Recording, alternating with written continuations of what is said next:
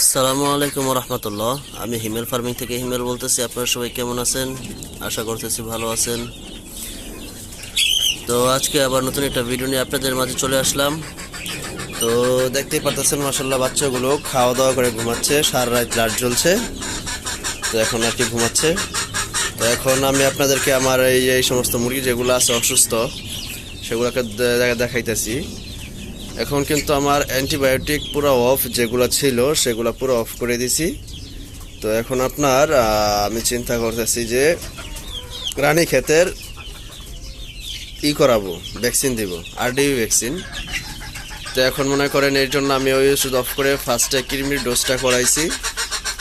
তো যখনই আমি দেখতেছি যে এগুলার অ্যান্টিবায়োটিকের এই অ্যান্টিবায়োটিকের বেশি একটা কাজ করতেছে না, তো তখন আপনার এই রোগটা যাতে বেশি বড় না হয়, তো সেটার জন্য মনে করেন যেটা করণীয় সেটাই করতেছি। তো যারা মুরগিকে ওষুধ দিয়েছেন কিন্তু ওষুধে বেশি একটা কাজ হচ্ছে না, তাহলে আপনারা রানীক্ষেতের ভ্যাকসিন বা আপনার যেই সমস্যা সেটা করায় ফেলবেন। তো এখন আমি মনে করেন ওদেরকে রানীক্ষেতের ভ্যাকসিনটা করায় ফেলবো কয়েকদিনের ভিতরেই। গতকালকে আপনার কৃমির ডোজ করাইছি। তো এখন মনে করেন আপনার একটা জিনিস মনে রাখবেন, যখনই আপনি রানীক্ষেতের ডোজ করাইতে যাবেন তখন আপনার কৃমির কোর্সটা অবশ্যই করিয়ে নেবেন, তাহলে আপনার জন্য ভালো হবে। দেখতে পাচ্ছেন চোখ কি ফুলছে। তো ইনশাল্লাহ আশা করি ঠিক হয়ে যাবে। তো এখন মনে করেন আপনার ওই কৃমির কোর্সটা করানোর পরে রানীক্ষেতের কোর্সটা করাইবেন, যাতে আপনার মুরগির জন্য ভালো হবে। তো কৃমির কোর্সটা করানোর আগে আপনারা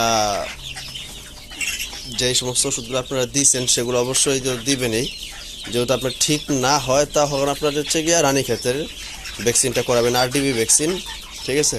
তো তার আগে আপনার এই কৃমি কোর্সটা করাতে হবে। করাইলে আপনার দেখা গেছে মুরগির শরীরে আপনার যে কৃমিটা আছে সেটা আপনার এই যখন মুরগিরকে আপনি ভ্যাকসিনটা দিবেন, ধরুন এইগুলো আপনার ছোটো মুরগি, হ্যাঁ, তো এই ছোটো মুরগির আপনি যখন ভ্যাকসিনটা দিবেন তো কোথায় দিবেন? মুখে দিবেন না হয়তো চোখে দিবেন। তো যেটাতেই দেন আপনার এটা কিন্তু ওর গলা দিয়ে অবশ্যই যাবে। যখন আপনার পেটের ভিতরে যাবে তো সেখানে আপনার কৃমি থাকে, তো আপনার অনেক সময় ওই ভ্যাকসিনটা কৃমি খেয়ে ফেলে, যার কারণে আপনার সেই ভ্যাকসিনের মাঝে মাঝে দেখা যায় কাজ করে না।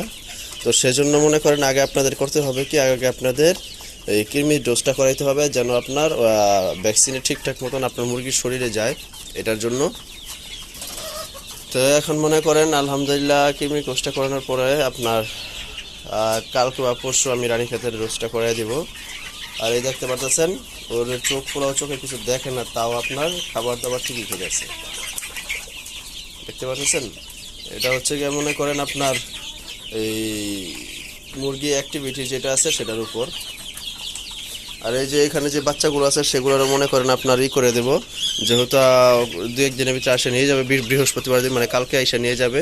তো ওগুলো রানীক্ষেতের ভ্যাকসিনটা করায় দিয়ে দিব, কারণ আমার এখানে থাকার অবস্থায় যেই সময় যেই ভ্যাকসিনগুলো থাকা দরকার মানে করানো দরকার সেইগুলো আমি করাই দেবো ইনশাল্লাহ, যাতে আমার এখান থেকে যাওয়ার পরে যাতে কোনো প্রবলেম না হয় সাথে সাথে।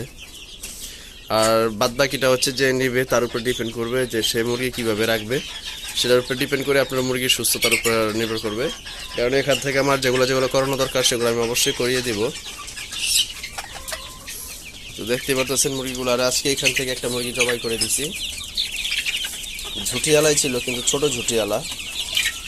দেখে হঠাৎ করে ধরে দেখতেছি যে একবারে খাওয়া দাওয়া করে না, শুকায় গেছে। চিন্তা ভাবনা করলাম যে একটা জব দিয়েই দেই, এত পাইলাম মুরগি কি হইব যদি দুই একটা নাই খাই, বুঝেন নাই। আর এই হচ্ছে মাশাআল্লাহ পাহাড়িগুলা, এগুলা আপনার 2 মাস এখনো হয় না এগা, হ্যাঁ। তবে সাইজগুলো দেখেন। আমি আনছি আর কি 15-20 দিন হয়েছে। আর সুমন ভাইয়ের ওখানে ছিল আপনার ওই 1 মাস, তাহলে হচ্ছে 1 মাস 15-20 দিন হয়েছে, 2 মাস এখনো হয় নাই। আর এই যে মোরগগুলো দেখতে পাচ্ছেন, এই যে বাচ্চাগুলা, এই যে মানে বড় হয়েছে তাও শরীরের পশম ঠিকঠাক মতন ওঠে নাই। এরকম অনেকগুলো মোরগ আছে, এগুলো বলে হেজা। আর ওই যে উল্টা পশম ওগুলাকে বলে লাইজা।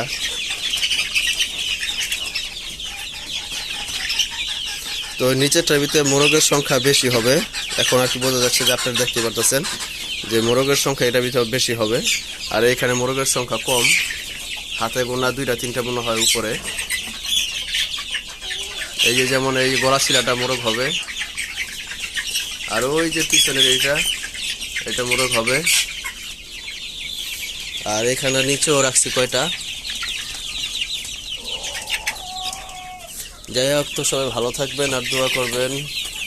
আসসালামু আলাইকুম ওয়া রাহমাতুল্লাহি ওয়া বারাকাতুহু।